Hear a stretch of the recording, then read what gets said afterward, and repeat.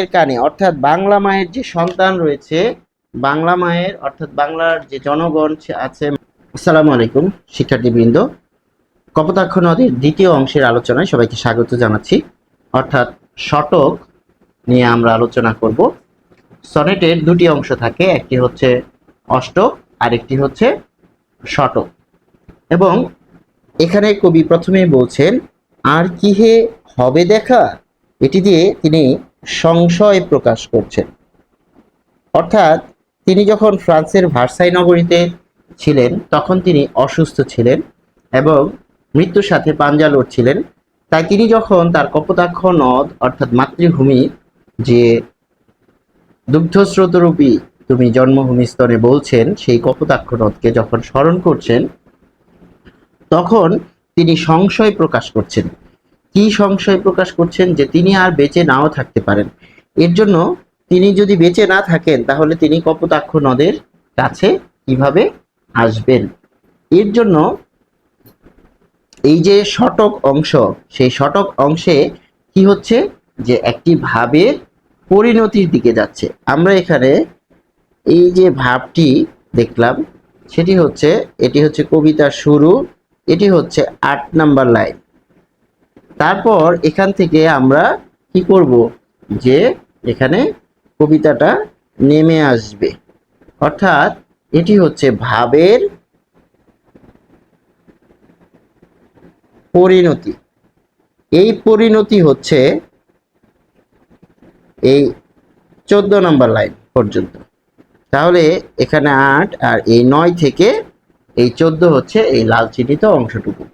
আর কি হবে দেখা যতদিন যাবে, কবি প্রশ্ন করছেন। অর্থাৎ সামনে যে দিনগুলো আসছে সেখানে কি তিনি দেখা করতে পারবেন এই কপোতাক্ষ নদীর সাথে? প্রজারূপে রাজারূপ সাগরের দিতে বাড়িরূপ কর তুমি। খেয়াল করুন যে প্রজারূপে কিভাবে বলছেন, যে তিনি বলছেন যে প্রজা যেরকম ভাবে কি করে থাকে, যে প্রজা যেরকম ভাবে রাজাকে কর দিয়ে থাকেন, ঠিক এইরকম ভাবে কপোতাক্ষ নদ কি করছেন, যে জল দিয়ে যাচ্ছেন, সেই জল সাগরকে দিয়ে যাচ্ছেন এবং এটাকে তিনি কর হিসেবে কল্পনা করছেন। আমরা যদি একটু বাংলাদেশের মানচিত্রটা দেখি তাহলে দেখুন যে এই মানচিত্রের মধ্যে আপনি যদি ছবিটা খেয়াল করুন তাহলে দেখবেন এটা হচ্ছে বঙ্গোপসাগর, বে অফ বেঙ্গল। এই যে বঙ্গোপসাগর, সেখানে এসে সব নদী এখানে কি হয়েছে, মিলিত হয়েছে। অর্থাৎ নদী কোথায় গিয়ে মিলিত হবে? নদী, সব নদী মিলিত হবে সাগরে গিয়ে। নদীর সর্বশেষ গন্তব্য কোথায়?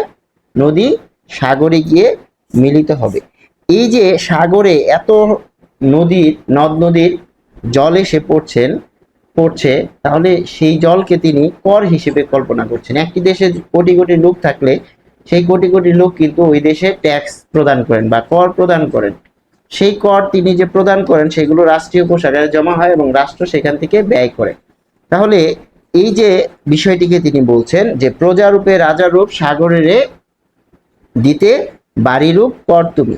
অর্থাৎ তুমি কি করছো, এই যে কপোতাক্ষ নদ হয়ে এই যে সমুদ্র বঙ্গোপসাগর পর্যন্ত যে পৌঁছে বিভিন্নভাবে, সেখানে তুমি কিন্তু জল পৌঁছে দিচ্ছ। অর্থাৎ সেখানে তিনি করকে, সাগরকে কি দিচ্ছেন, বাড়িরূপ কর তুমি। অর্থাৎ যে তিনি জল প্রদান করছেন সাগরকে, সেটি তিনি সম্বোধন করছেন। এবং কবি বলছেন এ মিনতি গাবে, গাবে মানে হচ্ছে গাইবে, বঙ্গজ জনের কানে। অর্থাৎ বঙ্গজ জনের কানে বলতে তিনি কি বুঝাচ্ছেন, যে বাংলা মায়ের যে সন্তান, সেই বাংলা মায়ের সন্তানদের কথা তিনি স্মরণ করেছেন।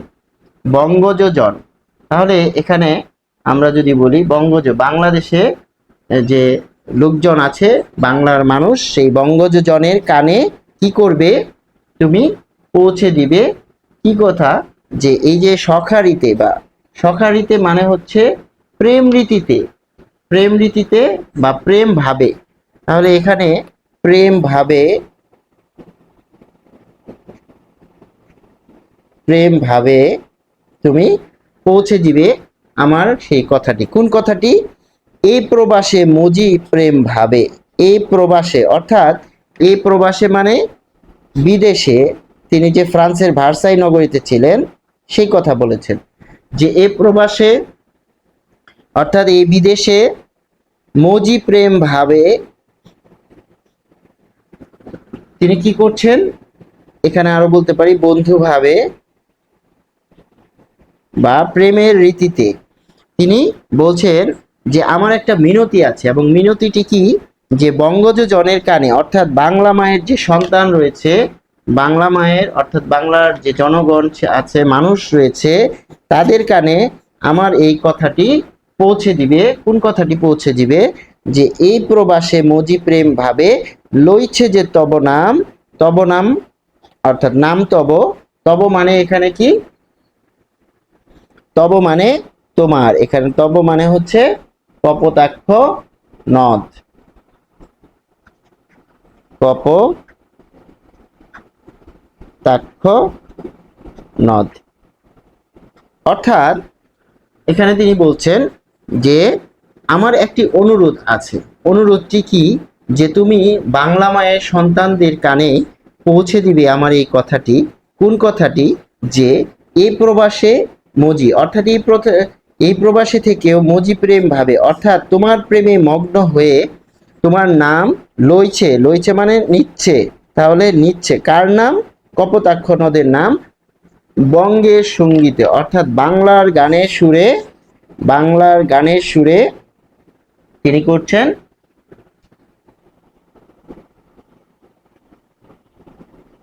সঙ্গীতের সুরে তিনি কপোতাক্ষ নদকে কি করছেন? স্মরণ করছেন। তাহলে কপোতাক্ষ নদের প্রতি যে কবির যে আবেগ, মমত্ব বোধ, সেটি কিন্তু এখানে প্রকাশিত হয়েছে। এবং এই যে কবিতাটা এখানে শুরু হয়ে তারপর শীর্ষবিন্দু অষ্টকে এসে যে এখানে শেষ হলো, এটি হচ্ছে এই লাইন। তাহলে এই লাইনটি হচ্ছে এটি। আর এখানে যে শীর্ষবিন্দু সেটি হচ্ছে 8 নাম্বার লাইন, যেটি আগের যে ক্লাস সেখানে আমরা বলেছি। এবং এই কবিতাটা শুরু হয়েছে এখানে, অর্থাৎ সনেটের এখানে শুরু হবে সতত হে নদ তুমি পরমোর মনে, আর অষ্টম লাইনে এসে সে পাহাড়ের চূড়ায় উঠবে কবিতার অর্থের দিক থেকে, মর্মের দিক থেকে, তাৎপর্যের দিক থেকে বা গুরুত্বের দিক থেকে। এখানে এসে তিনি বলছেন দুগ্ধ স্রোতরূপী তুমি জন্মভূমি স্তনে। আর এখানে গিয়ে তিনি বলছেন যে লইছে যে নাম তব বঙ্গের সঙ্গীতে। অর্থাৎ এই অংশটুকু শেষে গিয়ে আমরা পাচ্ছি যে তিনি বলছেন এই প্রবাসী থেকেও, এই দূরে থেকেও মাতৃভূমির প্রতি, মাতৃভূমির যে আমার কপোতাক্ষ নদ, সেই মাতৃদুগ্ধের প্রতি আমি যে আবেগ আপ্লুত এবং তাকে যে আমি মিস করি বা ভালোবাসি, সেটি তোমরা পৌঁছে দিও কার কাছে? যে বাংলা মায়ের যে লোকজন বা বাংলা মায়ের সন্তানদের কাছে পৌঁছে দিও, যে এই কপোতাক্ষ নদকে এই দূর প্রবাসে বসেও একজন স্মরণ করছে।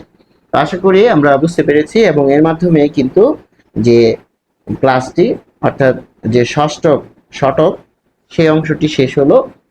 এবং এই দুটি ক্লাসের মধ্য দিয়ে কিন্তু আমাদের পুরো কবিতার যে মূল কবিতার আলোচনা সেটি শেষ হচ্ছে। আশা করি সবাই আমরা বুঝতে পেরেছি। সংশ্লিষ্ট সবাইকে ধন্যবাদ। আসসালামু আলাইকুম।